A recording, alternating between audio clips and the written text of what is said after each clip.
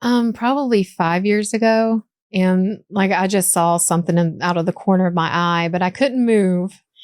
But I saw movement and I was like, what is that? Maybe it's my mom coming in or walking by to go to the bathroom. I don't know, but it just kind of stood there after it got into the doorway and just like had its head in my direction. Yeah. Yeah. So let's talk about the description of this. The first time was the most traumatic, right? The first time. So it's you say it's like a void. Is it like a shadow, or does it have some type of mass? Like you can see, is it like just a shadowy mass, or can you see through it? Or I've never seen through it. It's more like a mass. Mm-hmm. And of course, when it was setting on my chest, I felt like it was literally setting, like it had weight. So, and I still don't know why I could feel it. Like, unless it was just psychosomatic or something, like I was just like, oh, there's something on my chest. So I'm imagining I can feel it. But it was, yeah. So like, well, kind of like dreams, a lot of times you can kind of feel, what's going on. So maybe that's part of it, because the senses are just, firing and saying, this is what's happening, even though it's not we don't think it's really happening. Yeah. But it just still feels that way. Oh, yeah. These definitely feel real.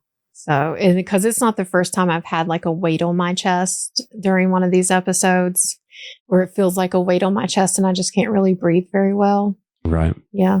So as far as dreaming, are you the type of person that has a lot of dreams and you can remember what's going on, or do you kind of never really know? I kind of half and half. Sometimes I can remember my dreams very well.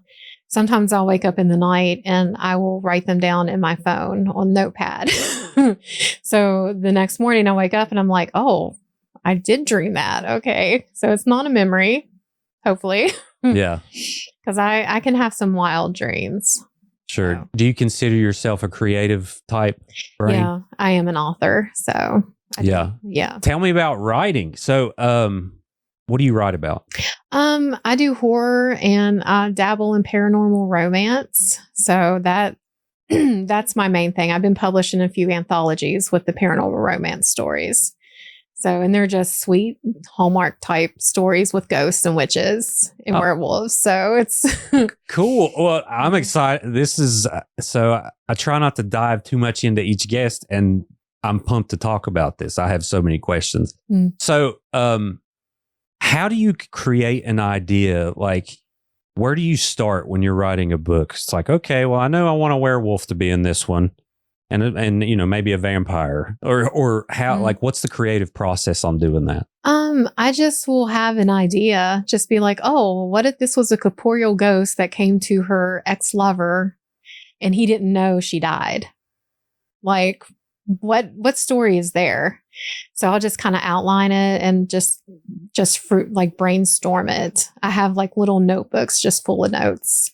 Like the first story I wrote was about that actually, and it took on its own life. Like the characters just for me take on their own lives, and they're like telling me what to write.